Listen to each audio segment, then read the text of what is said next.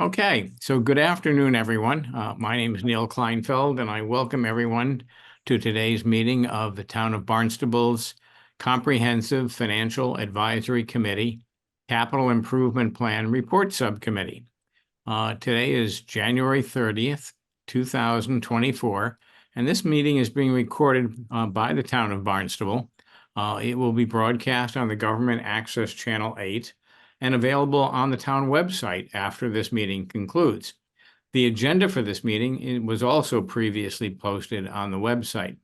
So with that, Hector, would you like to do the roll call? Sure. So Neil. Here. Jim. Present. Lillian. I'm here. I'm an observer. You're an observer / participant, and Hector is here. So we have a quorum. Neil. Fantastic. Are there any other attendees who would like to speak up? I hear none. So why don't we move to the agenda? And I think the first item is approving the well done subcommittee minutes from the last meeting. Does anyone want to propose we approve those? Yeah, I just have a couple of comments. Yeah. Who's noting the comments on this? On the minutes to modify them. So Mark, on page 1, it says meeting minutes at the header 6 p.m. That should be 5 p.m. Top of page 2, first sentence in the first paragraph, Hector started the meeting by calling the rolls. That should be ROLL. Okay.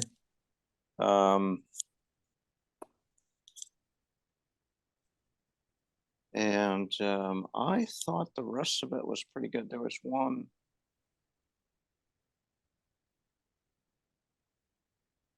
Yeah, that's really all I had.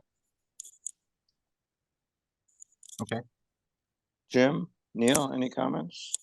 Nope, I didn't see that either. So glad you did. Okay, so we have to have a vote, Neil. Motion, right? Yes. Anybody want a motion and anyone want a second? I move. Second. Okay, call the roll, Neil. Hector? So I'm calling the roll. Neil? Oh, yes. Jim? That was good.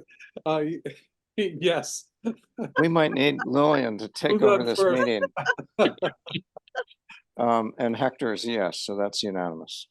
Got it. Imagine if we had a whole bunch of people here just instead of the 3 or 4 of us. Yeah. Okay. On to the meat of the matter. And thank you, first of all, I want to say to Mark for agreeing to answer our tons of questions to try to get up to speed on some of the key areas here. I'm going to use the checklist that I sent out earlier yesterday to try to go through all the questions and see where we are on some of these things. Does that make sense to everybody? Sure. So that's the 8-page Word document that you circulated. Yeah. Okay. With the first 2 pages being where the questions were and some of the data that we've already gotten from Mark was shown as well. So the first thing, at least as of a couple of days ago, the fiscal 2025 CIP submissions are still being somewhat massaged. Is that correct, Mark? Yeah, our plan is to try to finalize the town manager's proposal by next Friday. So we have a few meetings at the beginning of next week with various departments to go through a draft that we've put together. And we have several questions for departments. I'm sure they have several questions for us. So we're targeting by Friday next week to have a final proposal from the town manager, and I'll send that to the group when it's ready. That'd be great. Mark, just point of information. So that meeting is represented by department heads or deputy heads. Yeah. Els, Milna, anybody else in that meeting? We'll have Public Works, the community services director, school superintendent. right, we have several meetings. We're gonna meet with departments individually to Right. discuss the projects that we're bringing forward for proposed funding in fiscal year 25, and if they have any questions as to why other projects may not have made the cut, or right, they can advocate for, Right. something else to be funded, uh, for example. So, yeah, it's just internal department head meetings, so right. we want to But- make sure everybody but- has the same information, is on the same page. But the decision maker ultimately is Mark Ells. Yes, it's the town manager proposes the capital budget in Yeah, accordance. And Mark is supported by you in your finance role. Yes. But legal isn't there, HR isn't there, no. No, Okay. not Okay. necessarily, no. Okay, so the court is L's, the two Marks. Okay, got it. All right, Assistant town managers there. Obviously, Public Works plays a big role because right, they right. manage 90% of the capital right. projects. But they're an advocate for various projects. But the people they're advocating to are the two Marks and maybe the assistant town manager too. Yeah. Because I'm really trying to figure out the funding sources for everything. Right, It's right. not so much I'm advocating for a particular project or not, because Right. I don't submit projects. I'm No, not. no, I'm not and I didn't mean to project suggest manager. that. I'm saying the department heads submit the projects and the people that are reviewing and opining on the projects are Mark Ells and Mark Milna and perhaps the deputy or the assistant manager. And the task force. So it's all department heads are opining on the project. And they're opining in one way that they're opining is the scoring process that we use. Right. Okay, thank you. It's not a two-headed monster here. It's multiple people involved in bringing forward what we and ultimately propose, but it's the town manager who is responsible for submitting it to the town council in accordance Right. with the charter. Right. Okay. Okay, very good. With that, I'd suggest we move on to the question area number 2, the history of related trends and comparisons. 2.1 was, I had put together a table, which I had shared with Mark, asking if that looked correct. And Mark got back to me and said, it might be okay, but what are the sources of all these numbers?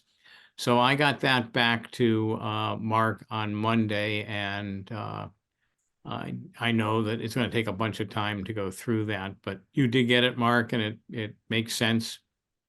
Yes, I got it. Yep. Okay. Where's Just need a little bit- appendix 3? Where is appendix 3?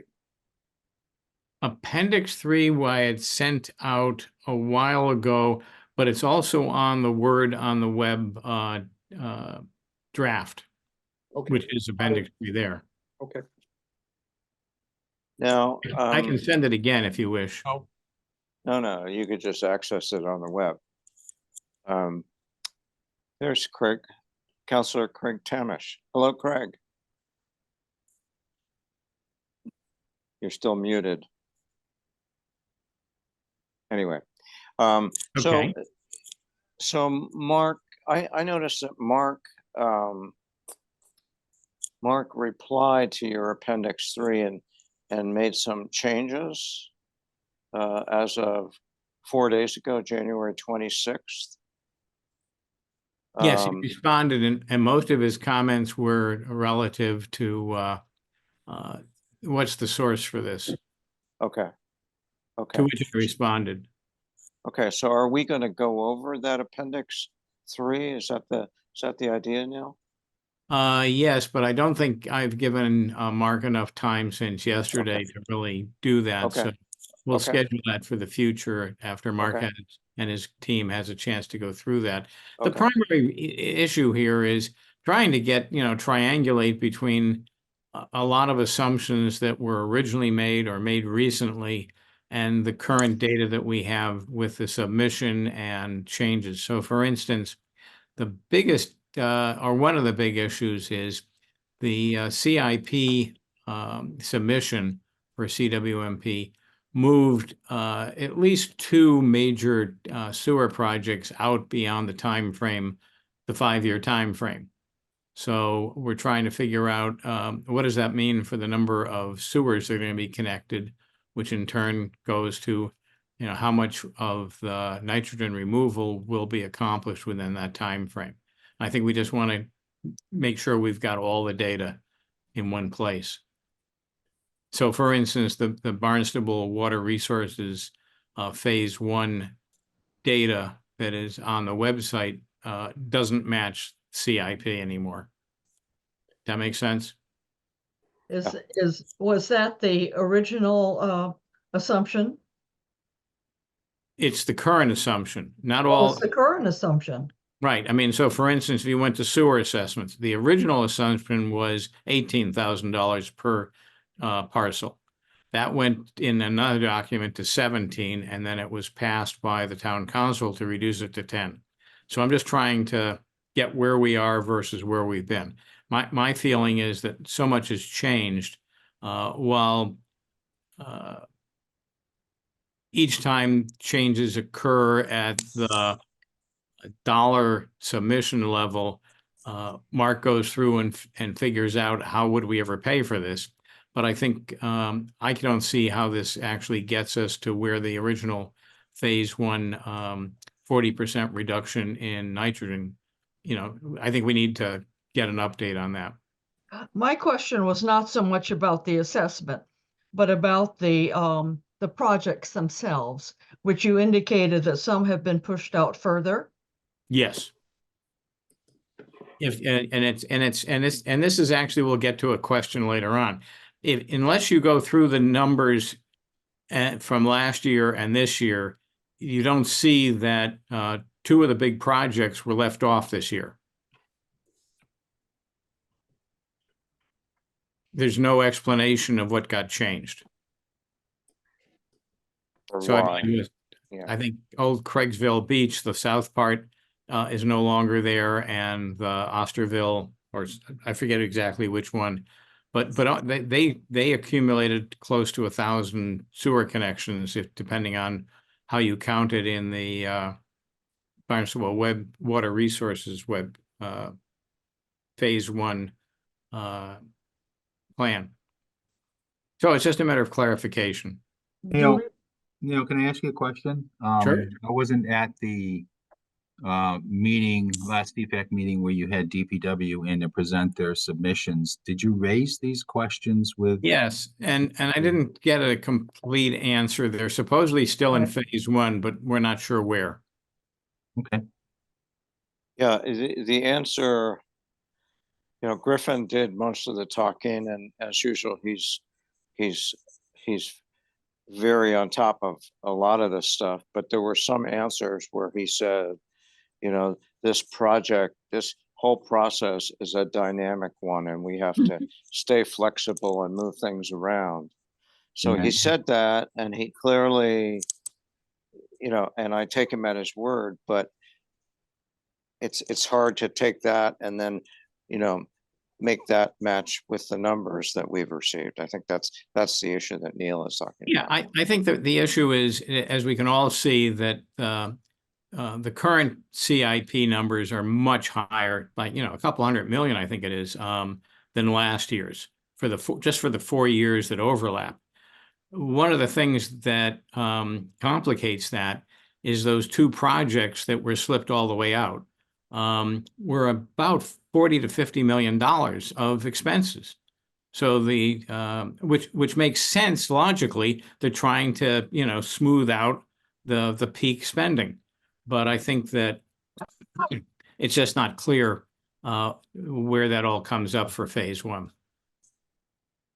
And the nitrogen reduction, basically. So that's Neil, trying to get that. Yeah.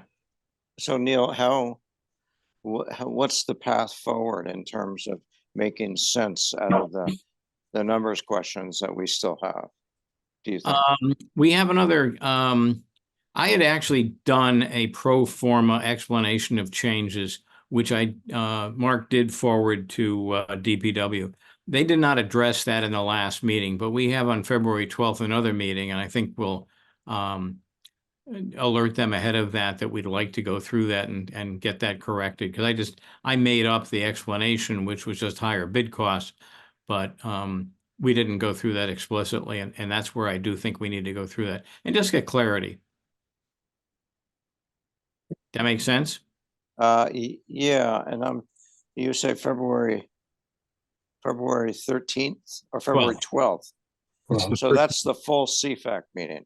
Right. That's where DPW will be again for water pollution control and water supply. And we said we can go back and ask some more questions on DPW. Right. And remind me, Mark, why aren't we, or Lillian, why aren't we meeting?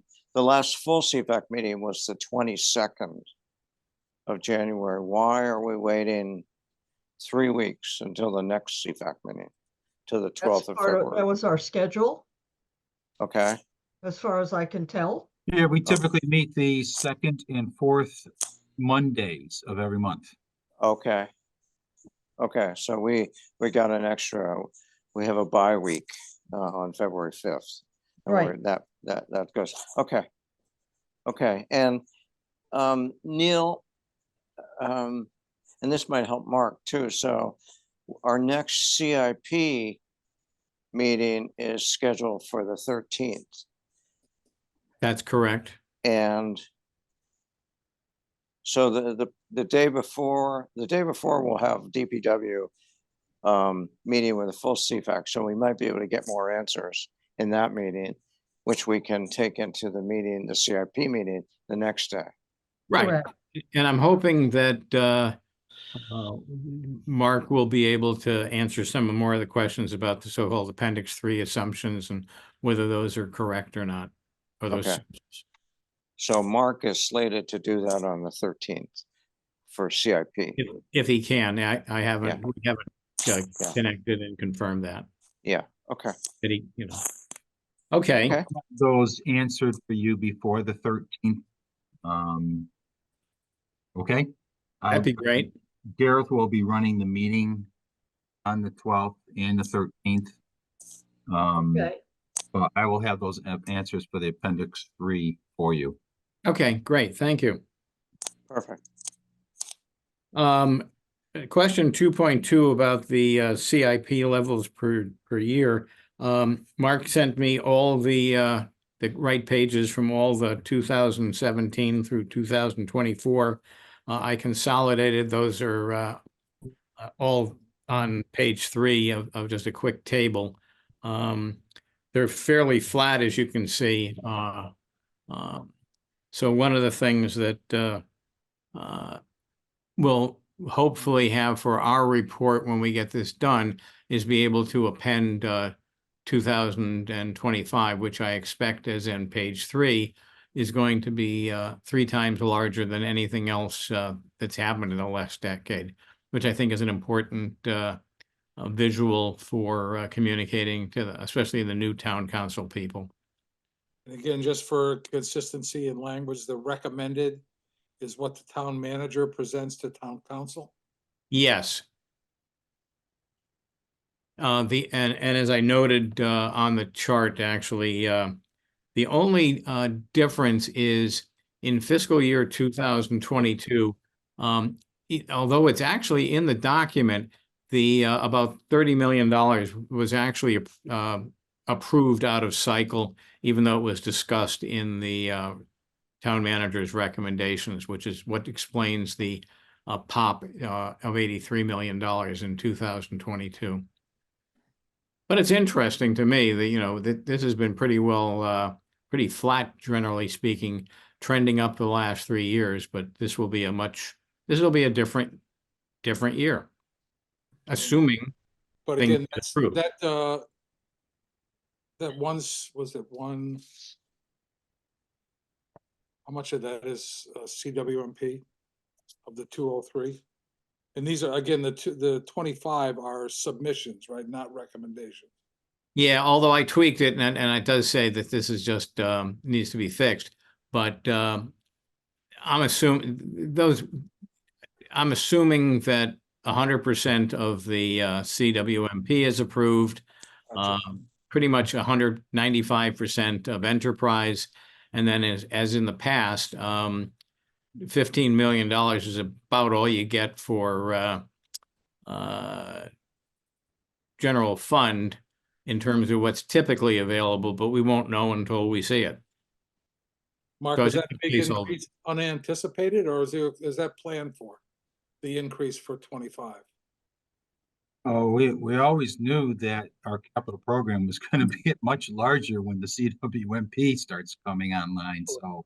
Okay, That's why you see starting in fiscal year, 22, larger overall capital programs, because we're really starting to implement all those CWMP projects. Okay. And then 2.3, we also asked for the historical debt levels, which we got from Mark all the way through, actually, as of today, 2023. And the trick will be now to see if we can encourage Mark to help us figure out, which we're going to talk about later, how do you project what the debt levels are going to be in the future? Because from his presentation scheduled for February 1st, which I must say, I'm not quite sure how to make the numbers reconcile. It shows a couple of things about CIP does not necessarily translate into loans in the same time frame, nor the same amount, because there's certainly kinds of loans that get forgiveness, et cetera. So we'll talk about that later.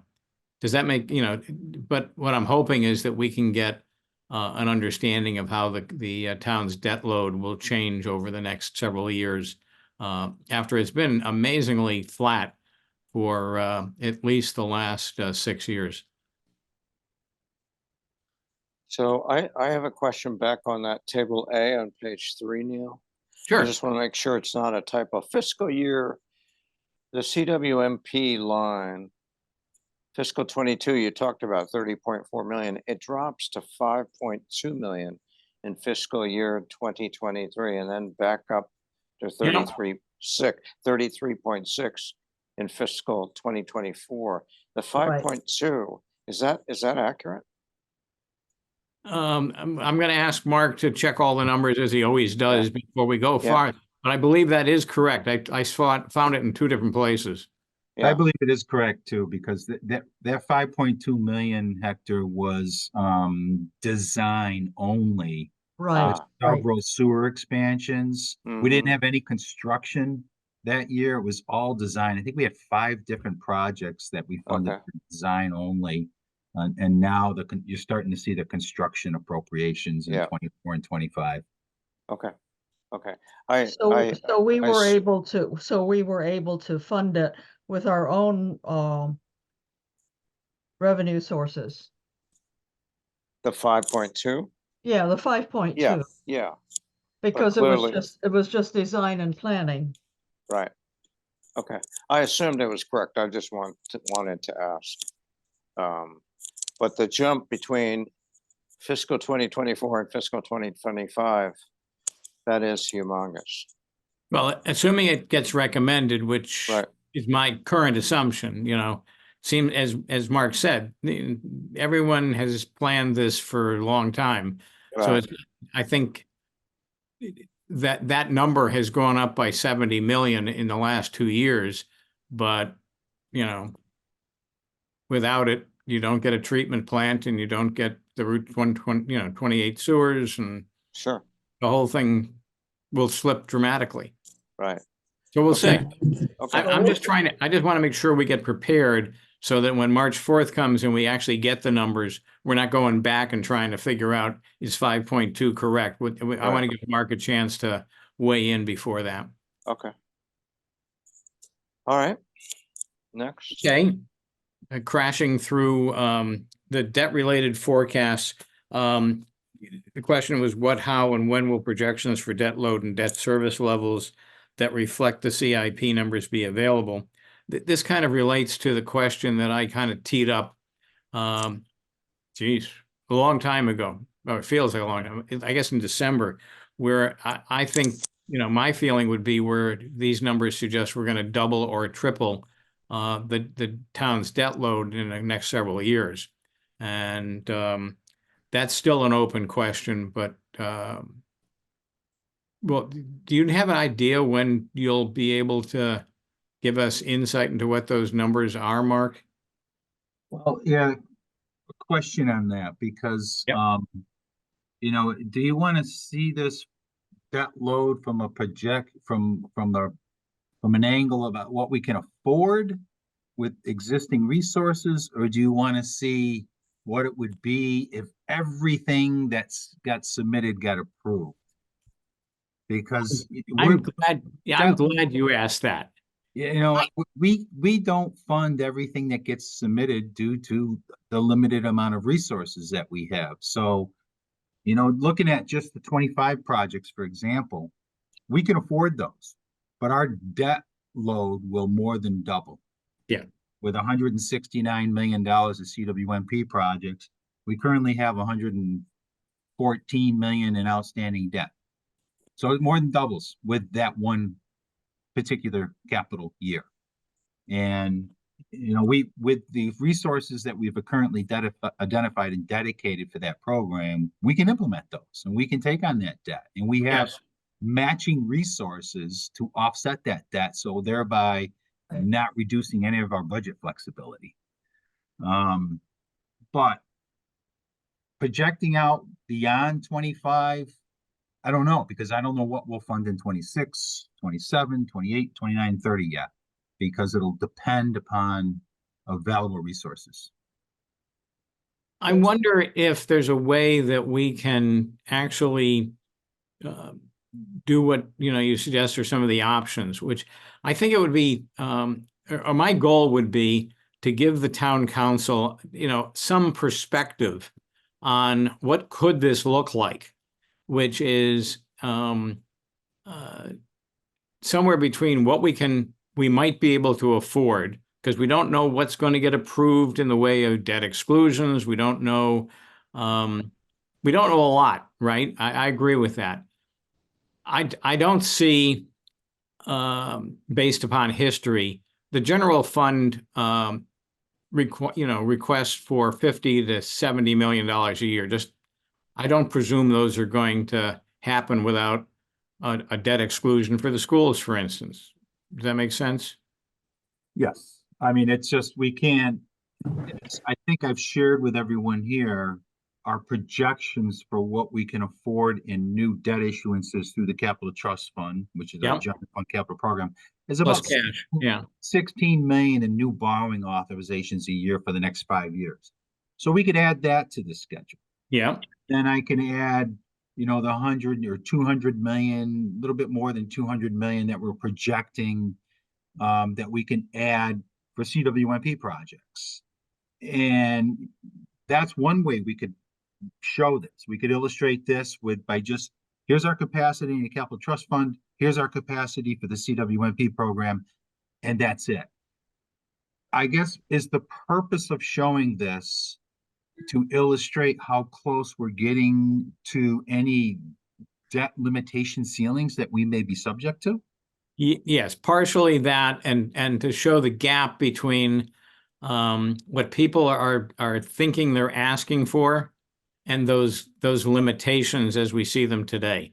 Because our debt limitations are close to, we could have it at this point in time in excess of $900 million in outstanding debt. But that's what, so we're not even close to that yet. But we can't get there because the only way we'll ever get there is if we had debt exclusion overrides. Right. And let me think it through, and we should discuss it more, but I think that's especially with the number of people who are new to the town council and may not have been involved in some of these discussions.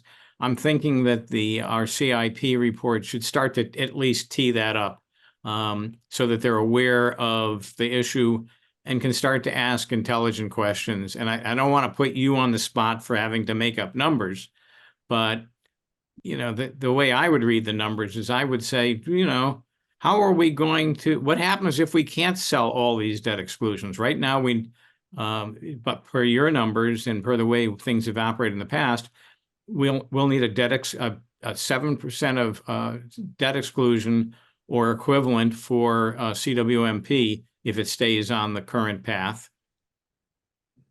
And then What does that mean, a 7% debt exclusion? it means that taxes will have to go up 7%, is the way I use that number. And we'll get to that in a minute, because Mark's presentation, which I believe I forwarded to everybody for February 1st, or at least his draft of it, that's the number that's in there, basically. I mean, I backed into the 7% from the number, because that's the way I think of it. How much do taxes have to go up? I think also, Neil, we need to look at the debt service. Because as we increase the debt load, the debt service is going to necessarily go up. And this is critical to the town council, because it decreases the amount that goes to the general fund and schools. And so we have to be, if we could get both of those projections, that would be very, very helpful. Yes, and I think actually I might ask a question in a different way. Part of this could be, so we need to work on both those, because it is the debt service. They're And interrelated. yeah, and it's actually in Mark's presentation, which I think I'm going to try to move this ahead so we can get to that. He's already got $5 million coming out of the operating budget to help finance this thing as one option. Yeah, so let me try to describe it in a different way. The way I approach these financial projections are that what can we afford in terms of annual debt service with Exactly. existing resources that we have. And that's what I try to come up with. And that basically tells us, we can't issue any more debt beyond that, because this is all we can afford to pay in loans on an annual basis. If we go beyond that, you've got three choices. You seek a debt exclusion override vote to raise the tax levy correspondingly for the new loan payments that you want to issue, or you reallocate resources from existing services by cutting operating budgets and turning it into debt service payments, or you try to find new revenue sources. Those are your three options. And so I approach this from based on the existing resources that I know that we have today. When I project out, this is what we can afford in additional debt every year. 16 million general fund capital projects, and about, you'll see in a few minutes when I give my presentation, over 200 million for CWMP projects. And then that's it, we're done. Once we get that decision point, the problem becomes we make those tough decisions about either cutting operations and directing it more to debt service, if that's more important than providing services, public safety, public works, education. That's a decision point we'll come to in a couple of years. Yeah, I think debt service is the critical factor here in determining how much debt load we're going to undertake. yes. And Although Exactly right. it's circular, because I think some people would say we can't just get to the end of our debt capacity as it currently exists and stop CWMP. I'm sorry, Neil, I'm sorry. That's the fourth option I forgot about. Do any more projects? That's Yes. What are the consequences of doing that with regulators? Now, we're not held to any milestones by regulators saying that we have to reduce nitrogen by X percentage within 5 years, 10 years, 15 years. That is not happening. The only thing that they're holding us to is they just want an update from us every 5 years, the progress we're making towards implementing our CWMP. Now, if we don't make any projects because we stopped implementing projects, then they might have a different opinion, and they might start saying to us, okay, if you're not meeting the plan that you originally proposed, so we may have to start looking at some of the data that nitrogen monitoring is showing us, and if you're not improving that, then they may make some changes for us. Yeah, and I think that's what I'm trying to get enough data to try to inform those four options earlier than later. As your presentation suggests, the town can handle this for 25 and 26. So it's not like an imminent disaster facing us. But I think it's something that's going to take a lot of analysis and discussion and trade-offs to deal with, because there is no obvious good solution at this point in time. And as you know, I was kind of at the meeting with Director Santos and Griffin. One of the comments that Dan made that I thought was interesting. He said, originally we proposed doing this over 60 years, not 30. That's right. Yep. And, when you look at the numbers and everything else, you can really understand the basis for that. So I think that fourth option of, how do we do this differently, but get as much as we can done would be important. But I agree, Lillian, the debt service is the meaningful thing, and getting to the debt level is to try to get to that. So Right. I have a couple of comments. So further to Lillian's point, the key aspect or the key question regarding debt service is what interest rate assumptions are we using? So Mark, you'll address that when you go through your presentation. Mark, I had a question for you. You said we can borrow, our debt limit is $900 million total. Mhm. Where does that come from? Where does that number come That's state law. Communities are allowed to have at any point in time outstanding debt that's equal to 5% of the equalized valuation. from? And so with our $24 billion equal EQV in the town of Barnstable, 5% of that is over $900 million. So, Okay. but like I said, we'll never get there. Yeah, yeah. Because Because we tax couldn't, we Yeah. couldn't service that amount. Couldn't service- no. yeah. You're not gonna be Debt looking for $5 exclusion. million debt override? Pardon Say me? again, Craig? I say you're not gonna be looking for a $500 million debt override? No. Well, we have 114 now, so it's Quadruple gonna be an tax $800 million Yeah. debt over. Okay, right. to push us along so we don't go until 9 o'clock or something. Yeah. 3.3 was, and I don't know if you can speak to this or not, the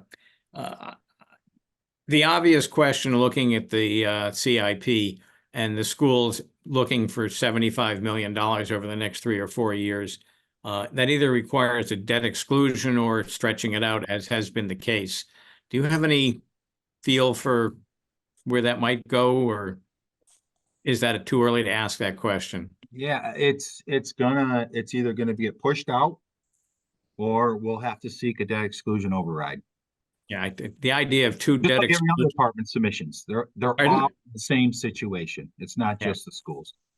Well, the school next year is $36 million, and that just doesn't. That's Yeah. not. Now, they have one big project in there. I think it's a roof replacement for Yeah. the high Right. school.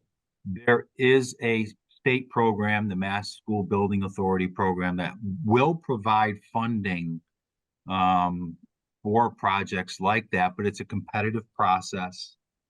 Every school district gets rated as to what the maximum percentage amount that'll be funded through that program is. Of course, that rating takes heavily into account property value in the town. So, we won't score well, but we might be able to get some assistance from the Mass School Building Authority for that project. So would that be in the kind of discussions, and that's next year? It's next year. Would that be the kind of thing that would be discussed in this kind of time frame before the recommendation as to what's the likelihood of getting that, and do we recommend it subject to that, or because it seems like a lot of this, as I've expressed, I'm amazed at the amount of funding options, but also the unreliable, be able to predict which ones you're going to get. is that kind of how that would, we should expect that next year, really? Yeah, what happens with the school department will have to submit a statement of interest to the Mass School Building Authority, outlining the project, and they'll go through. It's an application, and we won't bring forward an appropriation for that project until we hear back from the MSBA Oh, as okay. if anything that they'll fund.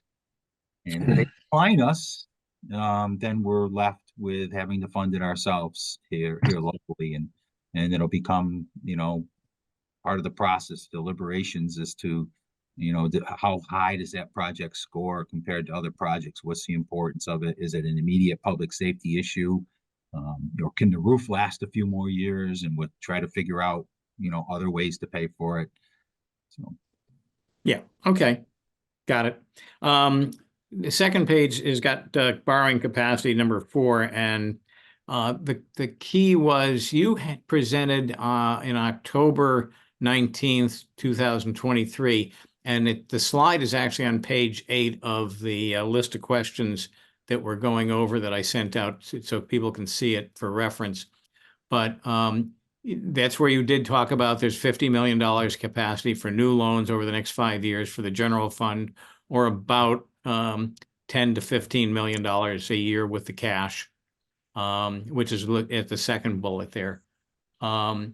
The big thing that caught my eye was the 175 million in new loans for CWMP over 5 years, which potentially gets eaten up next year. Is that the right interpretation? That kind of matches what you said earlier. yeah, and I think that 14 million from the Capital Trust Fund is now closer to 16 million. Mhm. Because we've been, our conservative estimates for debt service have come in a little better. Interest rates were better than what we had projected, although they're still going up. They were still high. And we've the 175 million for CWMP, as I stated earlier. You'll see tonight, I think we can do north of 200 million now. And so those, yeah, I mean, that's what I stated, but as Griffin stated, this is a fluid process. It's constantly changing. There are dozens of variables involved. So the amount that we can finance, we're constantly reevaluating, and updating that. And we've been providing the town council annual updates on all of this. Yeah, no, I think it's very impressive how DPW has adapted to all of the external changes, in terms of clearly with the cable systems and everything else and the technologies. And I think that their water resources website has been magnificent. I think and actually my wife just went with Lillian today to a communication session that Kelly gave, meeting with, I guess, close to 75 people from the public, explaining everything. So I think they're doing a great job, and you have to, but I don't think that's over. I guess that's the real issue, and I think what's going to keep coming up more and more are these financial constraints, which I think that the CIP review that we need to at least start to surface those in the report, so it doesn't all come 2 years from now and say, gee, we're out of money. The CIP improvements suggestions that Jim and I submitted in actually January 2nd, because everyone was on vacation at the end of the year, from the December CIP task force. You had suggested some or both of those should be in the CIP report that we published this year. And I was just wondering if you could expand on what you were thinking. Yeah, certainly. I think it's always been part of the report that CPAC has submitted. Any suggestions that they have that they think might help improve the process that we use, or the way we present the information, and looking at the ones that you've included in your deck here, on page 7 of 8 are, kind of like exactly what my thoughts were as far as what CFAC's role is. And I think it's good to put them in your report. Okay, That's what you've done in the past. Previous Okay. reports have included suggestions. anything that, in Recommendations. looking at those that you'd suggest we refine or, Yeah, let me take okay, another look at them. Yeah, I mean, I guess, yeah, let me take a look at them, Neil, and get back to you on it. okay. 'Cause We just want to make it, in a way, we'd like to make them as digestible as possible, I guess, if it's, if it's possible. Yeah, I'm just thinking of, yeah, things like technology sometimes involves more investment. So, and things like that. So I'll take a look at these and get back to you. I just So have Okay. Mark, one just, observation on that, which is, I find it interesting that the process is really it's the great way to do it. It's bottom up. And we end up with a submission number to the town manager, which may or may not even be close to funding available. And my thought is, could you start out the process by saying to department heads, this is, this is the number this is your budgetary number for next 5 fiscal years. As opposed to letting it, I get the whole thing of letting everybody submit projects, but a lot of these projects require hiring of consultants, extra resources that are available to put these numbers together. And I'm wondering out loud to the group, would a recommendation of saying, look, this is what the estimated funding you have to work with, submit budgets or submit projects that fit within that, a cap or a ceiling? And not asking, I'm just thinking out loud. We've had that conversation internally, Jim, and I think we felt it's important to continue to inform the public and our council about what our need is, even if we can't fund it. To not present that, kind of leaves us with an unfunded liability that goes undisclosed. And we thought it better to at least continue to provide the full list of identified needs, even though we can't finance them all. Yeah, I think that's important, Jim, for the simple reason that, if it doesn't appear in the documentation, it doesn't exist. Even if the need is there, I think you have to publicize the need and say, hey, listen, the needs are out there. This is what we can afford, but these are the things that departments, DPW, police, whoever Mhm. feel have to be taken care of, and they should be publicized. Okay. Neil, another observation I had is on the evaluation criteria. We've had a suggestion in the past about this, and so we we did some research. We reached out to other communities, went online, looked at other communities' CIP processes, and we found that ours is probably the most comprehensive that we see out there. I mean, that matrix that we use really is a very comprehensive matrix, and other communities have asked us for that, trying to develop a similar type of process because they feel that that is a tool where you can more closely tie your projects to a strategic plan. Yeah, no, I think it, and you actually have two different matrices that you have to pass through. Yeah. And I actually, I don't know what the raw data is, but I did go through the scores and how they interestingly align, and where the variances are. Have I asked you, have you attempted to score any of the projects on your own using that matrix to see how close you came to what the task force scored it at? Because I see a comment in here about reflecting the accuracy of the scores. And so if the committee wants to evaluate whether or not our task force is doing it accurately, it's kind of subjective. Yeah, it's very subjective. I mean, I think that uh,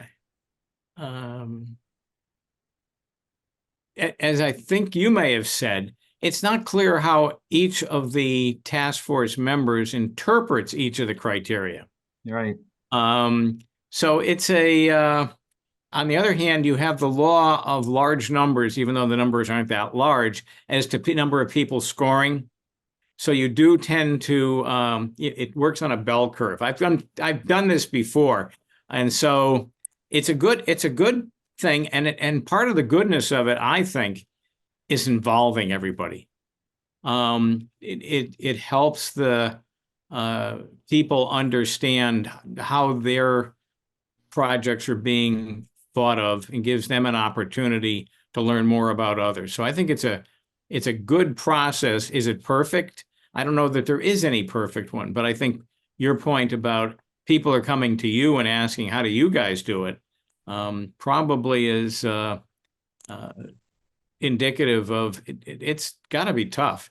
To Craig's point, I think the thing that it drives me to think about is with all these things being deferred, I come to the conclusion that, or a hypothesis, that the town has more assets to maintain than it can afford. And is there an opportunity to redeploy some of these assets or get other people to take them over that doesn't become a town burden anymore? It just seems like, especially with all the other things like the water infrastructure, the town's got to figure out a way to get things paid for, and eventually debt overrides are even gonna, or exclusions are gonna run out of steam. But different point. I think that gets us, if no one has any other comments, Hector, Jim? Yeah, so I just want to make a comment, Mark, just so you know, Neil and I think Jim, the three of us have talked a little bit about when this report is ready, and given the fact that we're going to be talking about some hard policy choices for the town council in the coming years, we thought that it might be worth asking for a slot on a town council agenda for some of us to speak about the recommendations and the conclusions in the report. In other words, not just serve it up in written form, but also seek a venue to present to the town council, and then, ideally to solicit questions and feedback from the town council. So that was just a thought that we had. We don't need to decide that now, but I want to throw that out there. That's something we've talked about. Yeah, that's great. And I'm glad you're willing to do that. We've actually had the chair of CFAC in the past come before the town council at the beginning of the public hearings for the capital program. And I will mention it to council leadership. Half of them are here at the site tonight, that perhaps at the beginning of the CIP public hearings, we can have CFAC members come and present their report and discuss their observations about the town's capital program. Right, and it would be ideal if they will have had several days to review our report. So we deliver it, a few days in advance, and then we get put on the agenda, as you say, at the start of the CIP process. So that was something we had thought about. Yeah, I think it would be great. And I think it adds credibility to the budget and the numbers that are submitted when you can have, for want of a better term, an independent eye looking at it, coming in and making recommendations. And, department heads, they're always trying to, those department heads, they're always trying to increase their budgets. But to have CFAC come in and say, yeah, this increase is justified, and that's justified, and we recommend this. I think it adds a lot of credence to what's requested and what's recommended. Right, but I think part of the goal, Craig, would be to, highlight some issues and questions and some hard choices that, if not in the current year, in the next several years, the choices that counselors are going to face in terms of Oh, sure thing. budget constraints. Yeah. Sure thing. And especially, I think as Neil or Jim mentioned earlier, there are so many counselors that this is their first budget cycle. Yeah. And Exactly. they've got to be brought up to speed on what's coming down the pike, not Right. just this Right. year, but in the next 5 years. Right. I just want to interject that we used to bring our reports to a discussion session with the town manager, and I guess we postponed it and didn't have it during COVID, and we have not resumed it. But normally, when we had it, the CIP and the operating budget subcommittees would meet with the town manager, and we would discuss it. But adding a presentation to the town council is excellent. Good. We could do both in theory if there's No, time. I'm just saying that maybe we need to resume our meetings with the town manager as well. Okay, good. I didn't know that we had had meetings in the past with the town Yes. manager. Okay, Well, we stopped doing it during the pandemic. all right. But it also underpins our thoughts of wanting to be more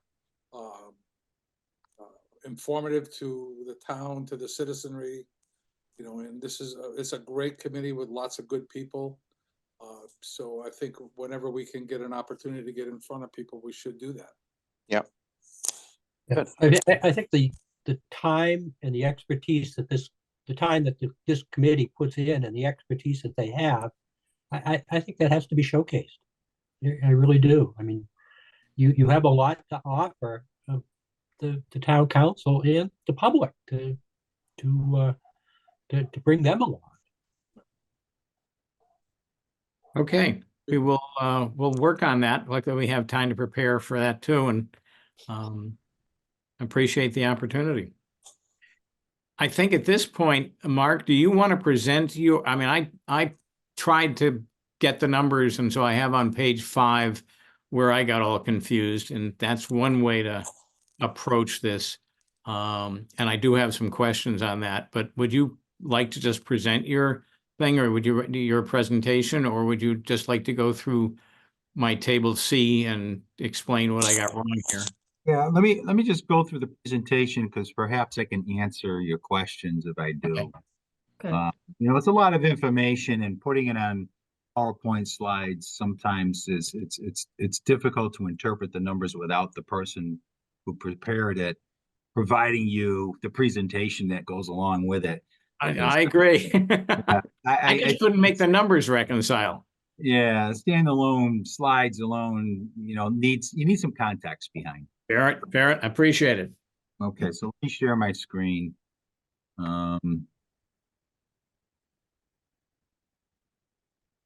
So Mark, has this been delivered to town council yet? No, I'm actually Oh. going to vet it with you guys to see if I should Okay. make any changes before I share it with the council. Okay, So, okay. can everybody see this okay? Yeah, it's perfect. All about water. It's all about water. Oh, I didn't know it moved. Yes. Okay, so these are the projects that were submitted by DPW for the 5-year time period that we're talking about with this capital improvement plan. The projects total about $432 million over this 5-year period. The amounts highlighted in green are projects that we intend on funding with cash. The projects highlighted in blue are projects that we will have to borrow the funds to implement the construction of those projects, and we'll borrow those funds either through the Massachusetts Clean Water Trust, or we'll go to the general obligation bond market if we don't receive funding through the trust. So as you can see, we're looking at about almost $11 million in cash funded projects and about $421 million that will have to be borrowed for in order to implement.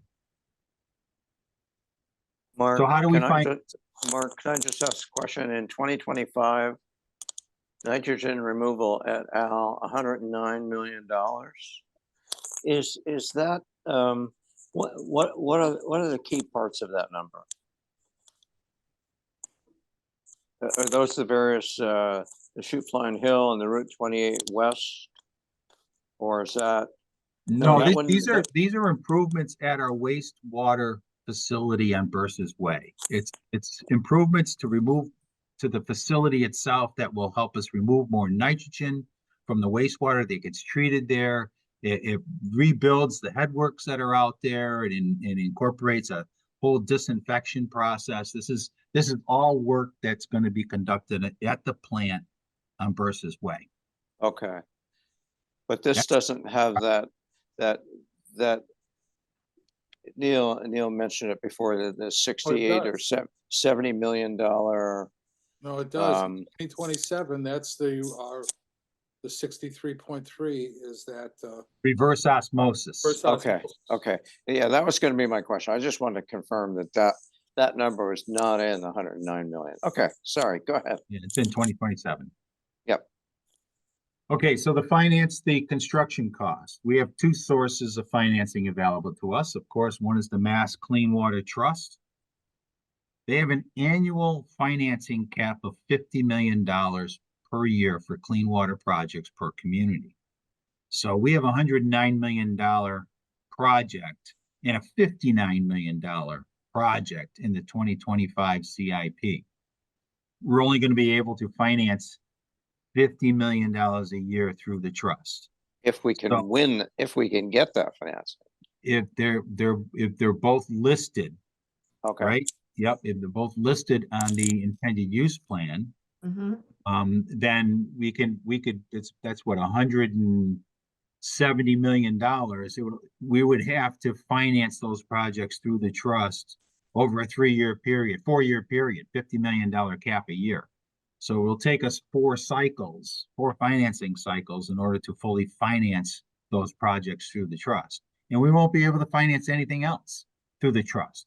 We'll have to do all the other projects through a general obligation bond issue at a higher interest rate because they have that $50 million cap. And the project has to get listed on DEP's intended use plan in order to be eligible for Cape and Islands Water Protection Fund subsidy. Those subsidies are currently estimated at 12%. We have been receiving 25% subsidies to date. Their funding sources are limited, and we are using a 12% subsidy projection going forward. that's principal subsidy. Principal subsidy, unless they're successful in getting more resources to help offset some of these project costs. We have been advocating to the state as a region to try to get more of the bill funds utilized for the state revolving loan fund, specifically for disadvantaged communities, which we are categorized at, to try to get those subsidy levels up. We are also a tier 1 disadvantaged community designation, which that provides us an additional 3.3% subsidy. So we are projecting at a minimum of 15.3% subsidy on those projects, on these projects. We're also a housing choice community, which qualifies us for a 1.5% interest rate on any loan that we issue through the trust for up to 20 years. If we want to borrow funds for a longer period, say 30 years, which we have done and we are expected to do, that interest rate will go up. The last projects that we financed through the trust for 30 years last year carried a 1.7% interest rate. So there's a 20 basis point bump as a result of extending the amortization from 20 years to 30 years. That's not much of a premium, 20 bips over for a 10-year extension. But that's subject to every year to change. So, but we're going to assume that going forward that will stay the same, right, for right now. And again, if we can't borrow through the Mass Clean Water Trust, we'll have to borrow through the general obligation bond market. We will package any CWMP projects with other town projects. We go to the market once a year Um, it's a time consuming, can be costly, so you want to roll all of your borrowing authorizations into one bid and bid them out at the same time on an annual basis. So that's what we intend to do. That's what we've done every single year. We're a frequent visitor in the general obligation bond market, frequent participant. And the current borrowing rates in the municipal bond market are expected to be around 4.25. However, they may come down with the economy improving and inflation under control, and the Fed's talking about potentially dropping the overnight funds rate in the next couple of meetings that they have coming up over the next year. Maybe we'll see some downward trends in the borrowing rates that we see on those. I think it's fair to assume there might be a slight reduction, but I wouldn't expect a lot. Mark, given the large amounts that one way or another you have to go to the market for, probably with the 50 million limit, it seems. Will things change in terms of the bond ratings? I don't think so. I think we'll continue to maintain our AAA bond rating so long as we don't significantly impact our budget flexibility. So long as we continue to maintain strong reserves, so long as we continue to maintain, follow our strong financial practices, meaning, 5-year CIPs, 5-year budget projections, and so forth. What will impact it most likely is if we make a decision to implement projects and finance them with existing resources, where we cut operations and redirect those operating dollars to debt service loan payments. They'll view that as a reduction in our budget flexibility because we're locking up more annual budget dollars into fixed loan payments. And it shows a community's unwillingness to support its operating and capital program if they won't approve overrides to finance it, and they're cutting services in order to finance it. So that'll likely be viewed as a negative, but the first thing that indicates a downward trend in your bond rating is going to be the outlook that they assign you. They'll change your outlook from stable to negative first. And once that happens, then you got to start strategically trying to get things back in line to change that outlook, because if you go from stable to negative, usually the following year is when you get the downgrade. Yeah, no, I read the S&P reports, ratings reports, and they're very, very complimentary of the town. But they did raise the CWMP as their longer term concern. Yeah, and I can understand that. So in a way, the impact it could have in the budget. Yeah. So in a way, one of the things that goes with the debt exclusion vote that looks to be needed is that may not only impact, or that will potentially impact the bond ratings.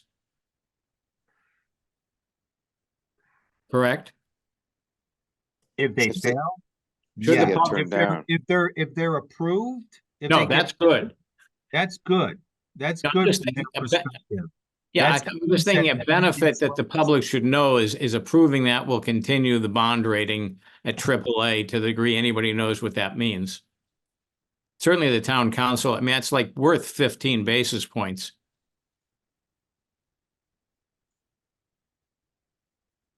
Okay. Okay, so then the annual operating budgets will include those loan payments on the borrowings that we conduct either through the Mass Clean Water Trust or general obligation bonds. There's always a subsequent operating budget impact of any loans that we issue. So here are the projected commitments. And you'll notice in the column that's labeled CIP year, I'm only including the projects that we have already authorized, that we haven't issued yet, which are in 23 and 24. There's about $15 million of outstanding projects that we haven't financed yet. They're not on any DEP intended use plan. We're gonna have to go to the general obligation bond market to borrow those. And the estimated annual loan payment is about $1.1 million a year, starting in fiscal year 25. We plan to issue those loans this year. The next one is the Centerville sewer expansion, which is on the town council's agenda, coming up. That's the $31 million Centerville sewer expansion project that is listed on the DEP's intended use plan for 2023.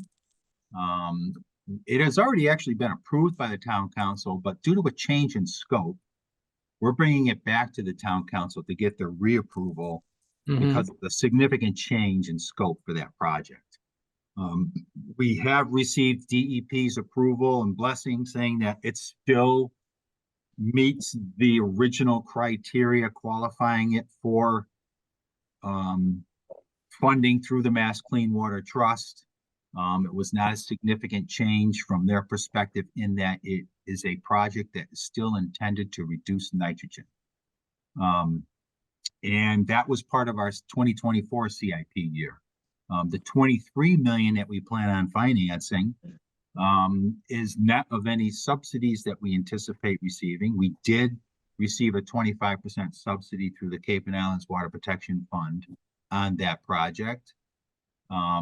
So that results in our estimated borrowing costs of just over 23 million as opposed to 31 million. And we don't expect that loan to start hitting our operating budget until fiscal year 2027. And that's about $1 million a year. Why is that? Because the project hasn't even been awarded yet. I see. And so once the project gets awarded and we begin construction, what happens is initially the Mass Clean Water Trust will provide us an interim financer, an interim loan at 0%. And it's a short-term loan that pays for our construction cost until we get to about 50 to 60% of the construction cost being paid for.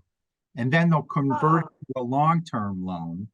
And at that point in time, we don't anticipate them to convert that to a long-term loan until sometime in 2026, which means our first loan payment will be a year later in 2027.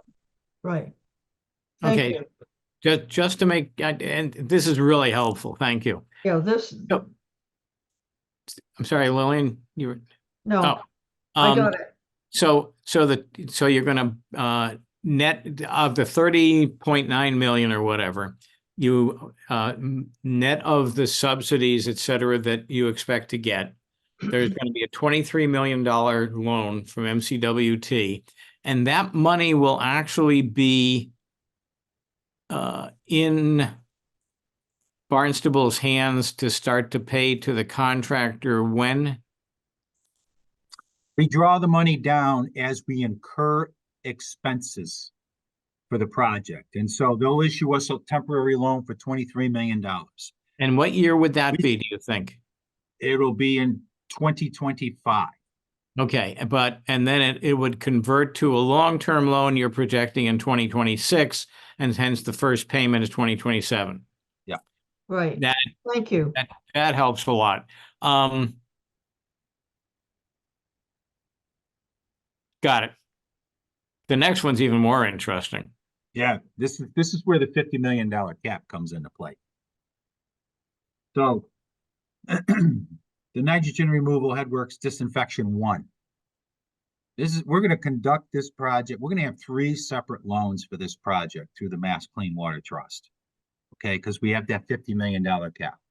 Right. So in 2025, you know, that the CIP year for that project is 2025. So you'll see disinfection 1, 2, and 3 are CIP year 2025.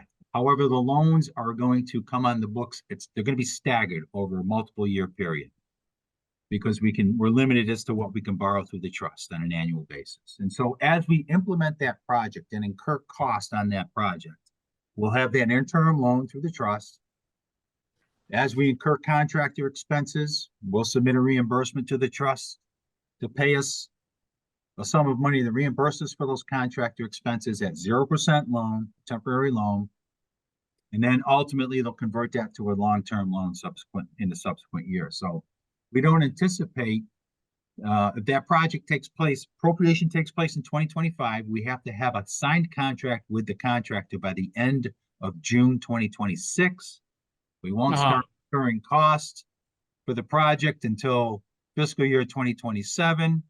And we don't anticipate that first loan to be converted until then, until 2027, making our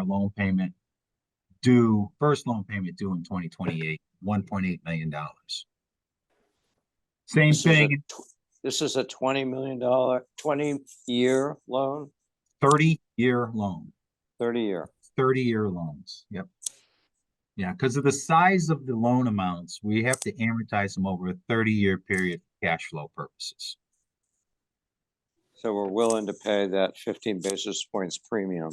We can't do the project. Yeah, we can't do the project if we don't.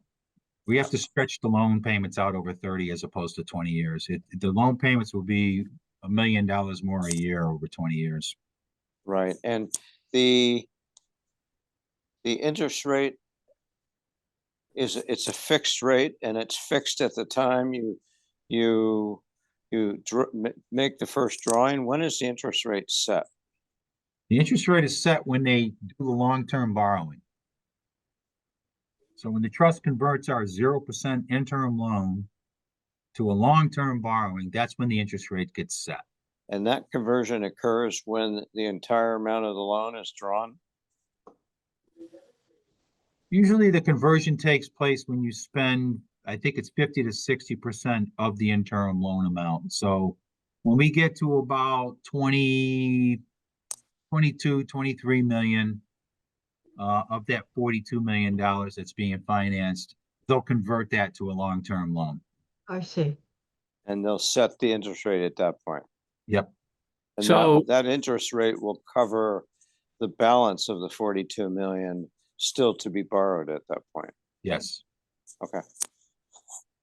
So to calculate the town's debt, if we took the nitrogen removal, headworks disinfection, 42 million, how much of the 42 million shows up in what will be the town debt total by year? Does anything show up in 2025? No, it's not outstanding. Won't be outstanding until 2027 when it's issued. Okay, so it shows up as a part of town debt the year before you have it actually having a loan payment. Right. Correct. Okay. And then the second loan will be issued a year after that one, and the third loan a year after that one. And Right. by the time we get to the third one, we're in the general obligation bond market because of that $50 million cap. Right. So, Even and then though we it's have, put up into 3 categories, doesn't matter by breaking it up. Why do we list all 3 of them as 2025? because that's the CIP year the Yeah. project was approved. Oh, I see. That Now I got it. so the next piece then is that, for instance, the nitrogen removal headworks disinfectant 2 is not going to hit the town's debt until 2028. Correct. First loan payment will be 2029. 29. And you because pay it doesn't interest in show 20, up, yeah. Yeah. So, Now I get it. but isn't that a little bit deceiving, because they've already they've already advanced us quote unquote short-term loans, but we don't show it on our balance sheet until it's fully Yeah. drawn. Mark, is that the way it works? Nope, it'll be the short-term loans do show up on our balance sheet as notes payable, short-term loans payable. They Okay. don't fall into that long-term debt category that Right. Neil's talking about. They're Right. in the short-term debt. Right, They're notes on our balance payable, sheet. We have to So- disclose it. right, yeah, and I would have thought so, but in financing that I'm used to, in the corporate context, notes payable denotes an obligation with less than 1 year maturity. Yep. These have more than a 1 year maturity, but we're showing them as short-term debt. They're short-term debt because they will be refinanced within a year. Right. Typically, Gotcha. Now I got it. Yeah. yeah, you guys want to know more about municipal finance? This is what I deal with every day. Well, really, really appreciate it. As you know, none of us came out of your industry. Yeah. And so it's really helpful to appreciate the unique accounting techniques. Yeah, because all of those short-term notes typically get refinanced by the Mass Clean Water Trust the following year. And Now, so does that work for the general obligation bonds too? no, general obligation bonds are long-term debt the day we issue those. Though we very seldom do we do any bond anticipation notes.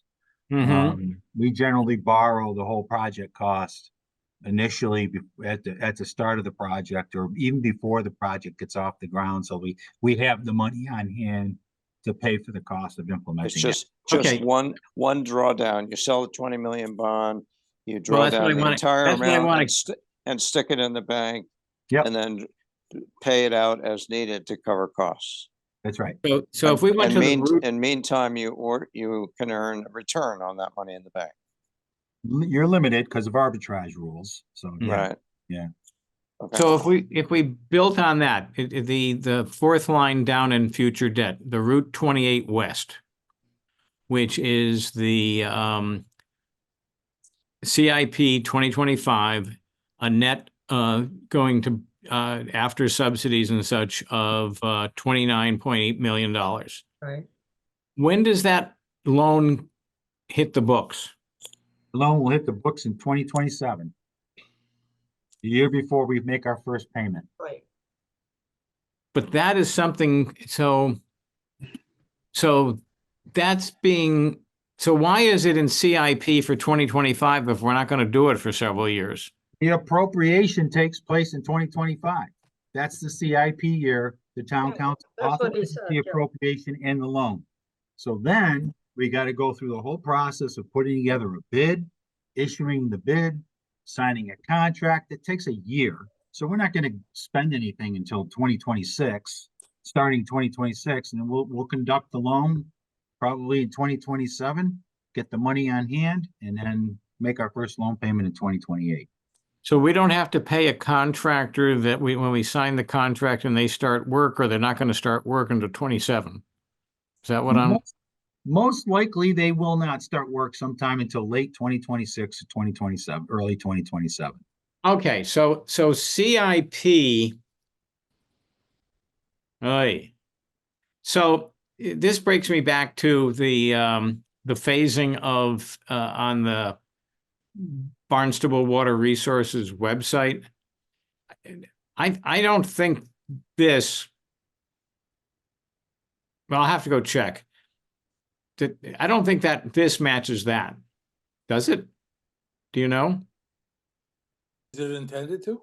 No, I don't think no, it- this won't match. This won't match that. No, this is I'm matching. What this matches is what the 5-year submissions were this year by DPW. Yeah, no, I think that has delightfully, I feel, it shows you when the thing gets constructed and when it's in operation, and I'll just have to reconcile. Okay, this is very helpful. And Mark, at the outset of discussing this page, you said this is what DPW requested.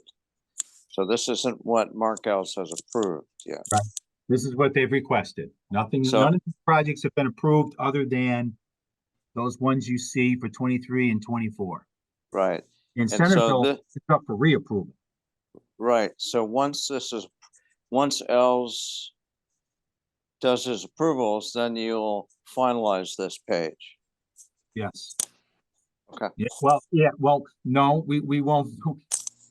It won't be finalized by any means until we really know when the trust, what the subsidies are gonna be, the final subsidies are gonna be, what the trust's long-term financing schedule looks like. It's gonna be fluid. It's still gonna be Okay. fluid. I'm gonna have to watch this on a regular basis and retweak these numbers as new information comes in. Okay, Nothing's ever finalized. And you'll notice the CIP years that I'm illustrating here only include what's been approved to date, 23 and 24, and what is proposed for 25 and 26. Right. None of the projects that are on the 5-year CIP plan for 27, 28, 29 are included in this. Okay, so here was one of the questions that I couldn't figure out. If you add up nitrogen removal, headworks, and disinfectant 1, 2, and 3, that adds to $94 million, which correlates to the 170 million in the CIP for 2025. No? Nope, just the 109 million that's in the CIP for 2025. The Oh, other okay. 4 millions in 2027. Got it. And remember, that correlates, the difference in the numbers are the subsidies that we anticipate. Yeah, that the small thing I got and then I was combining the Route 28 West, which is separate. Sorry. So what this shows is just those projects that were submitted in 25 and 26, which net of subsidy totaled $246 million. Mm-hmm. And our annual cost, first of all, project management on the first line is what is really DPW staff. These are the salaries and benefits and operating expenses that they need in order to implement this program from their internal staffing. And that totals almost $3 million a year.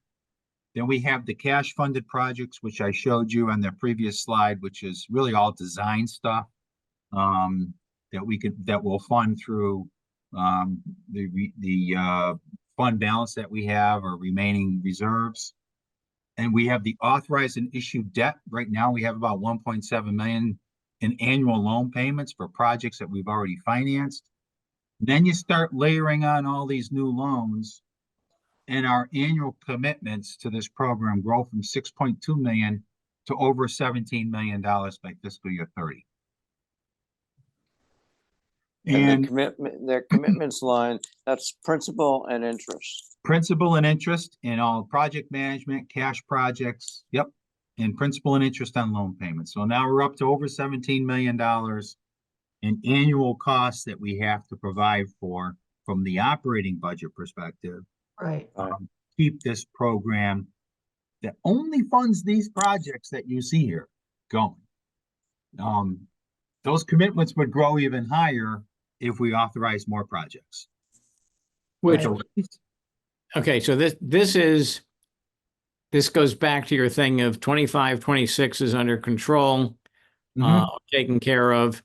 But when we get the same amount of money for 27, 28, and 29 coming up potentially, that's just going to basically move the 17 up to 17 plus whatever, Yeah, 9, 10 more.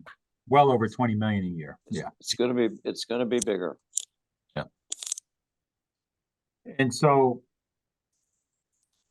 moving to the funding sources that we've currently dedicated for this program, which includes short-term rental taxes, traditional lodging taxes, meals taxes, a general fund contribution that grows to 5.75 million by 2027. Assessments will start coming in. However, they won't be material for a while because we're building the main trunk lines right now, east and west, north and south. Route 28 East, Route 28 West, Strawberry Hill Road, Centerville, Shoot Flying Hill Road. Those are all main trunk lines. So we're not going to get a lot of assessment revenue. In fact, our first assessments are going to be issued in May of 2024, we believe, for the Strawberry Hill Road property abutters. That's about 150. That have the ability, will have the ability to tie into that main trunk line. So our assessment revenue, we don't anticipate growing into over $1 million until we get out to 2030 as we start getting more connections into the system and those main trunk lines get built. We have some usage charge revenue as people start connecting to the system. We'll start getting more usage charge revenue, and we can dedicate some of that towards financing this program. And then we have fund income, which is basically interest that we earn on cash deposits of the resources that have been dedicated to this program. So our resources are currently about 10.4 million estimated in 2025, and they'll grow to about 13.65 million by 2030. Compare that to the commitments that I just showed you, and you'll see by fiscal year 28, the commitments start to exceed the resources, and we're going to start using up some of those remaining dedicated resources that we have set aside for this program to the tune of about $4 million a year. And I don't show you the several years beyond this because it's too many years to put on a slide, but those remaining dedicated resources continue to decline every single year. But it's not until like 12 years out before we have a problem. And by then, we'll be able to find more resources to fund those projects. So there's a reserve of $33.5 million that exists. Right. Because we implemented the meals tax and rooms tax back in 2010, I think it was. And we started banking this money and putting it aside in a special fund for this program. And we've built those reserves up because we didn't have a lot of projects back in 2010 going forward until about 3 years ago when we really started implementing this program. Okay. And the line item, the fourth line item called general fund, is that something that is new in 2025, or has that been an ongoing? 2023 was the first year we started providing general fund resources to this program. Who So set that? Who set that level of the town council? We proposed taking $750,000 of new property tax growth over a 5-year period. Number one, that's $3,750 over 5 years. And then in the fiscal year 2024 budget, we had excess general fund resources as a result of the increase in Chapter 78 to the tune of about $2 million. And we proposed to the town council that we commit that to this program on an annual basis. So that added another $2 million to that $3,750,000, getting it up to $5,750,000 by 2027. So we've been trying to identify general fund resources when we can to commit to this program to avoid those debt exclusions. Yeah. And, we got to do more if we want to do more projects beyond the 2026 projects. Are the assessments conservative projections until 29? It depends really on how fast we can get, people tied into the system. Right now, the only one we have built is Right. Strawberry Hill Road, and people Right. won't have access to that until May. And then Route 28 East and Route 28 West, not a lot of property butters to main trunk lines, but those won't be done for a few years, right? So we can't get connections for a couple of more years at least into those lines. And then we have the Centerville sewer expansion, which is the next big one.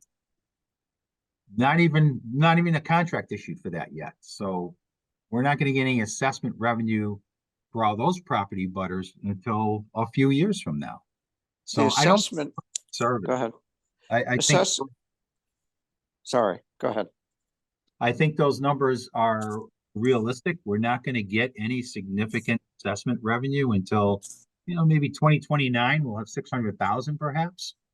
You know, and this assumes that people will amortize those assessments. They have the option to amortize those assessments for up to 30 years over future tax bills. So if they choose to do that, we're not going to get much revenue in assessments. It's going to take a long time to collect those $10,000 assessments. But Mark, I thought the assessments were, once the sewer passes by my house, the Mhm. town can levy this charge to me, whether or not I hook up. That's Yeah. right. There's not, and like I said, the sewers haven't been constructed yet except for Strawberry Hill Road. And Right. But my it's point is that 600 once, house, but they don't have the ability to connect yet, Hector, because it's not a functioning line yet. They're doing Right. some punch list items. It has to be a functioning line. I And see. okay, it's a Okay. functioning line that they can connect to. We can't assess them. okay, but once that happens, they have to pay the assessment, which could be up to $10,000. So Maximum- doesn't, sorry?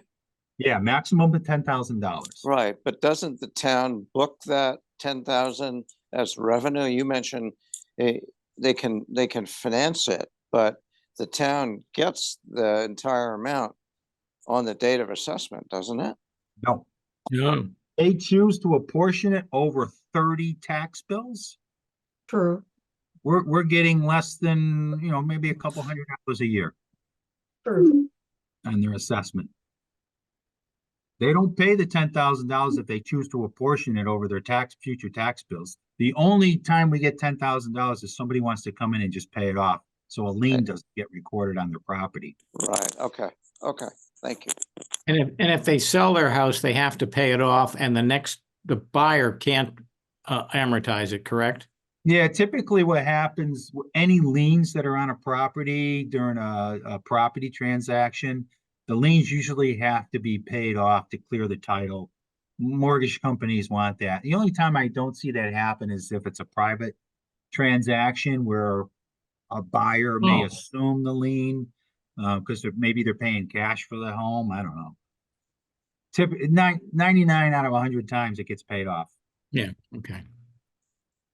So the other question is, with the $31 million left in the dedicated resource reserve in 2030,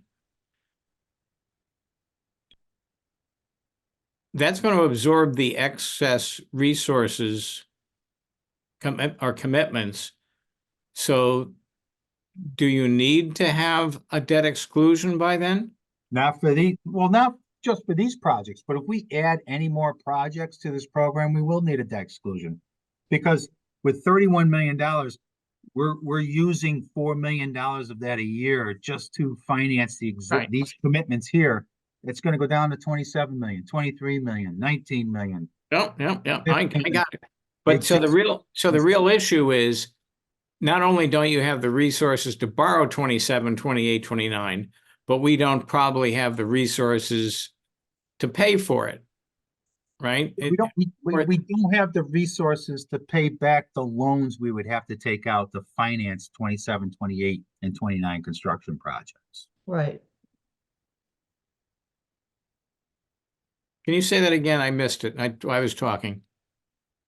We will not have the resources to pay the annual loan payments that will be required to finance the 27, 28, and 29 construction projects. And why can't we take it out of the dedicated resource reserves for a few years and deplete them? Because the 25 and 26 projects that we're financing are doing that. Like I said, I didn't show you the several years after 2030 here, but that $31 million continues to go down every single year Right.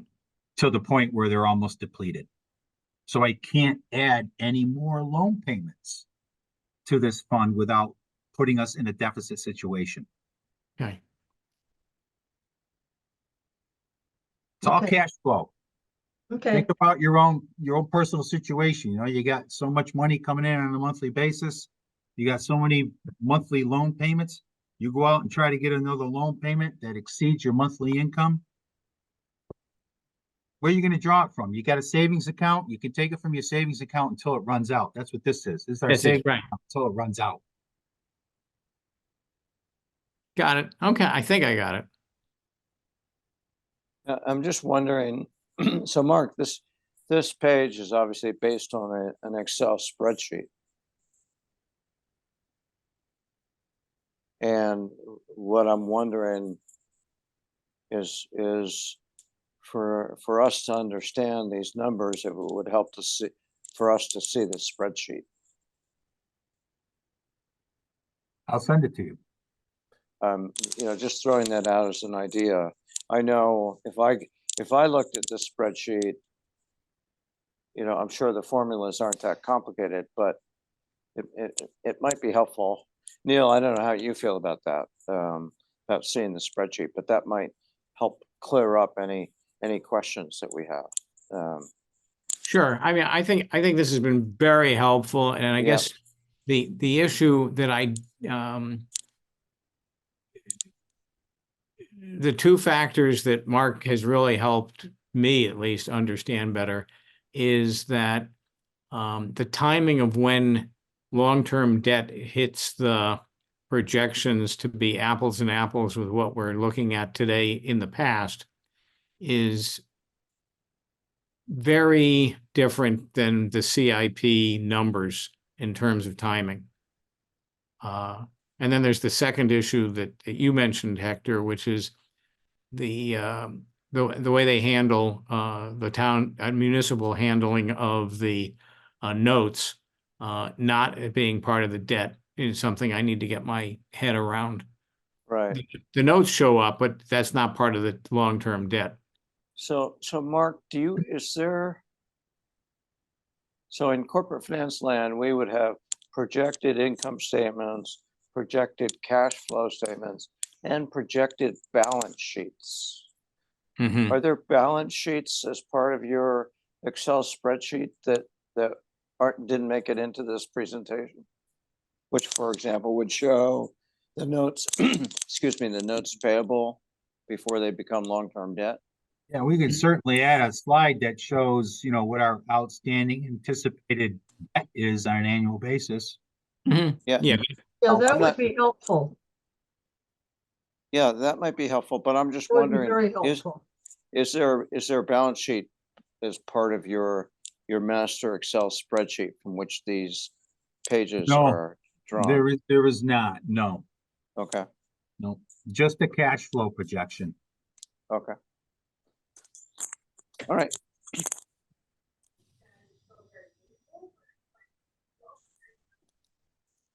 It's 6:45, Neil, so we should probably move along. You want to cover anything else, Mark? Yeah, here's the major assumptions. General fund contribution grows to that 5.75 million. We're looking at a slight growth rate in real meals and rooms taxes of 1.25%, 15.3% in subsidies, 1.5% financing on the loans issued through the trust, 1.7 if we borrow for more than 20 years.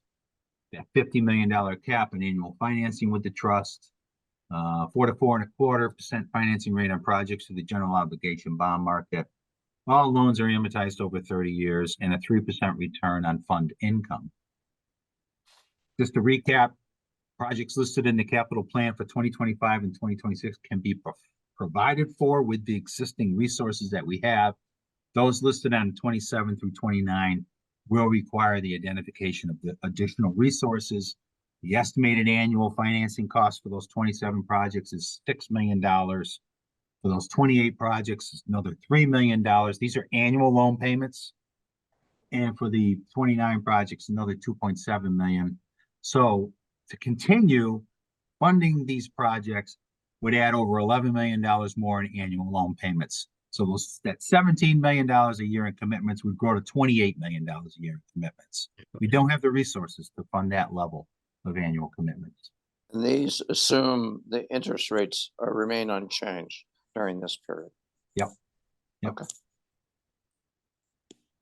So here's some potential additional resources that we could consider. Governor Healy just filed the Municipal Empowerment Act.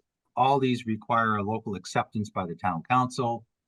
One of them increases the local meals tax from 0.75% to 1%. That would generate about another $670,000 a year for the town of Barnstable.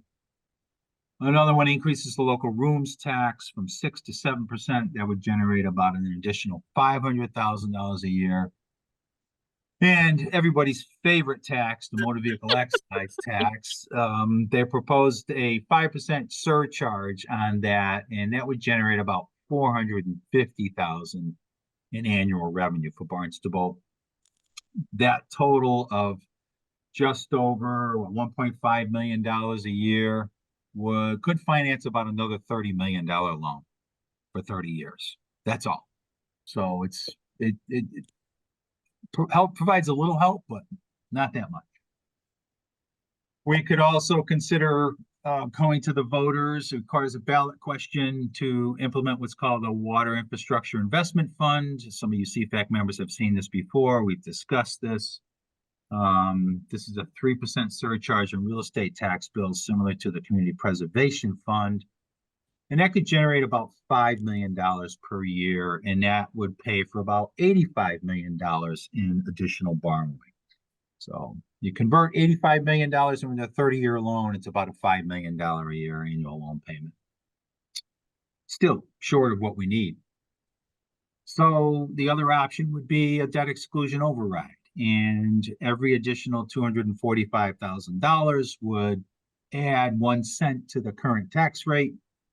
If we were to exclude those 27, 28, and 29 projects through a debt exclusion override, adding about what the estimated $11.5 million annual loan payments would be to the tax levy, that would result in about a 47-cent increase in the current tax rate. And the median tax bill impact of that would be about $23 per month. The other option, again, is to reduce services and redirect funding from the operating budget to our debt service line or debt service budget to pay for those projects. That's it. Very well done. I don't know. It sounds like it's confusing. And I understand it can be confusing. There's a lot of numbers and a lot of, the way things work in municipal finance are very different from what you're used to in the private sector. So try to add slides that maybe help this clarify this even more. Fantastic, I think. Yeah. I mean, Yeah.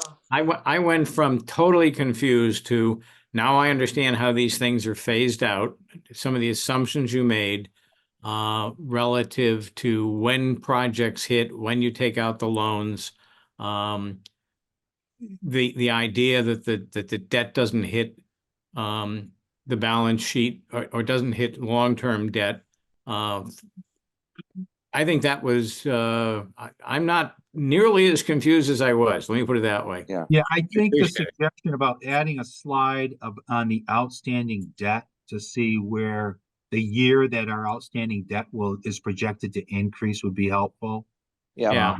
So I'll include that slide. That's kind of like, to Hector's point, the balance sheet, right. at least the Yeah. liability side of the balance sheet. I did kind of show you the cash side of the balance sheet, what those remaining resources are. Right. But a full balance sheet includes fixed assets, depreciation, all of that. We're not Yeah, yeah. required to produce that for this, and I don't think that would be very helpful. It would just be Right. even more confusing. I agree. Cash Mark? flow is the most important. Yeah, Mark, so if you wouldn't mind, and I don't want to create extra work, but if you wouldn't mind sharing the spreadsheet. If there's an issue with you sharing it, please let it. Mark, I don't want a copy, so take me off that list. I mean, I don't need that. I wouldn't use it. Okay. So Well, if you remember, a couple of years ago, CFAC forwarded the idea of the WIF, and Yep. that sort of disappeared. But I'm glad that it's up and for Yeah. reconsideration. It's there, I just want to create Yeah. awareness that it is a tool. I mean, it's limited. It Yeah, can't, well, it won't solve our problem. no, but it's worth looking at. Yep. Thank you. Is there, why only a 3% surcharge?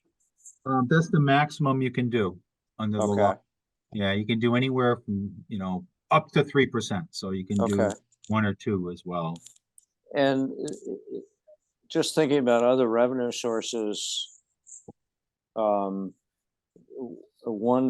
idea that was floated, I forget whether it was in CIP subcommittee or in the general CFAC, was the tax on real estate transfers. That Yeah, interest, I can speak to that. Why isn't that up here? The real estate transfer tax is now become a mansion tax. It's being actively considered by the Massachusetts legislature, but the proceeds go to affordable housing. Housing, yeah, it's already redirected. It's still alive, but it has now been diverted to affordable housing. So that's it. Okay, so Yeah, that's, we talked about it in CFAC. yeah, Too but there late. are no other fundraising opportunities available for CWMP other than what's on. You go back and look at the suggestions that have been made in the past. One of them's a flush tax. Have everybody, depending upon how many bathrooms you have in your home, pay an additional surcharge on your water bill that would be dedicated to funding a CWMP, for example. But again, that's going to require general legislation, Yeah. and be a statewide issue. So I just presented here tonight the tools that we currently have available, Right. without seeking special legislation. We could come up with all kinds of ideas and go the special legislation route or general legislation route. And that's a vote of the Senate and the House and a signature from the governor. From the governor and a vote of the town council. Right. To even Well, get a petition. Given so how long things take in I, Massachusetts. for one, would like not to foreclose a session where we talk about some of those many ideas, Mark. Because again, as Neil has done in his back of the envelope sketch, and Marcus, you're highlighting here, crunch time comes 3 or 4 years out. And so I think it behooves us to at least toss around some of the other ideas that might be there. And by the way, a lot of communities have got to be facing this same calculus, right? They all are. And so, one of the things we have to consider too is just going to look at any ideas that we submit through special legislation and say, hey, wait a minute. We've given you tools. You have under the Municipal Empowerment Act options to increase local taxes.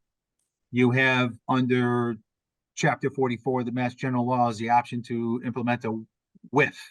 You have the ability to implement a debt exclusion override. You have tools, Town of Barnstable. Exercise them before you to ask us for more.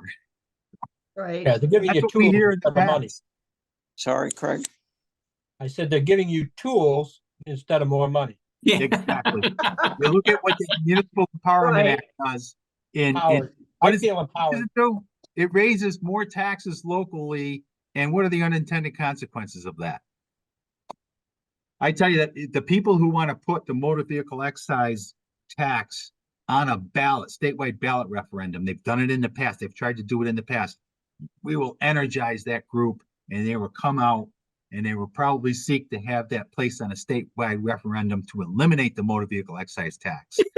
Yeah, there you go.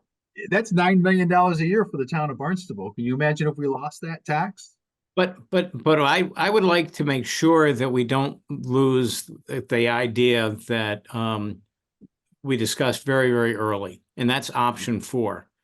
How do we change the cost trajectory of CWMP so that we don't have as much of a gap as it looks like we have now, given that there are no at least as far as anybody's told me, there are no penalties that we know of if we modify the nitrogen reduction profile a little bit, because it's not that well understood. Neil, here's a way, Right. one way to look at it. Here's one way to think about it.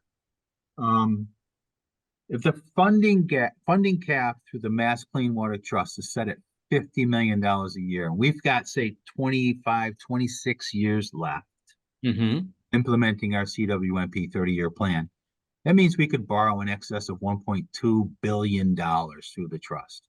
Yes. And So maybe we reschedule our projects so that we're not exceeding $50 million a year in project costs over the next. And can we successfully implement that though? Over the remaining life of the CWMP within that cap that's set by financing through the Mass Clean Water Trust. But even so, as we keep issuing a $50 million loan every single year, our annual loan payments are going to go up and up and up and up. We don't have the resources to keep paying another loan Right, that right. comes in the books every year. Mark, wasn't the schedule changed from 60 years to 30 years because of the yes, supposed threat from the Conservation Law Foundation? I mean, you have to take that into account too. That got them to back off, right? Yeah. And so they really wanted less than 30 years, Craig. Remember, they agreed to withdraw their lawsuit but they're watching us.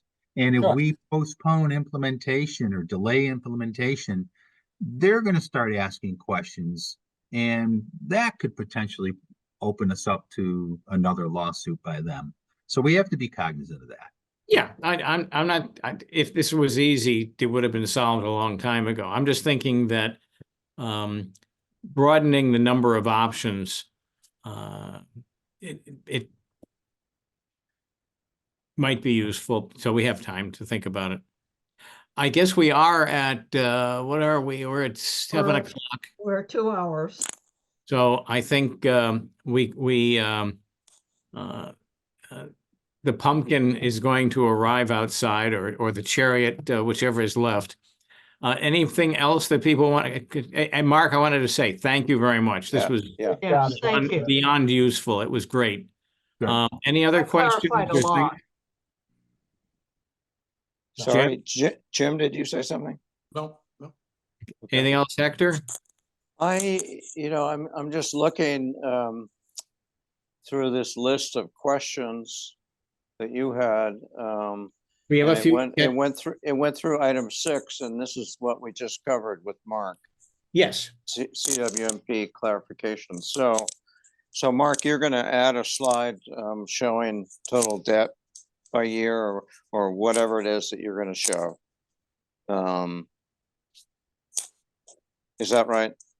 Yes. Okay. No, I'm good, Neil. Thank you.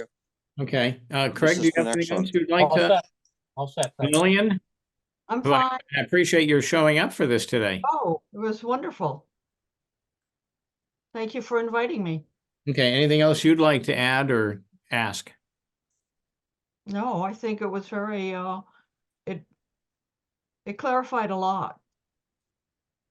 I think we're in a much better position to Yes. do our job now, and I Yeah, appreciate. Thank you, Mark. Yeah. Thanks, Mark. Thank you. Thank you. And Okay. thanks, Craig, for joining as always. I hope it helps you unpeel the onion just a little bit more each time. Well, he becomes our spokesman on town council. Yeah. So you're zooming in from Arizona. It looks like out in the mountains. No, just that's my backyard. Boy, I haven't seen that That mountain topography. clock in the back there. How are they going to get the power cables through those mountains? It's just a moraine, the glacial moraine. Yeah. Okay. right. Anybody Thanks, want everybody. to make a motion to close this down? I move. Second.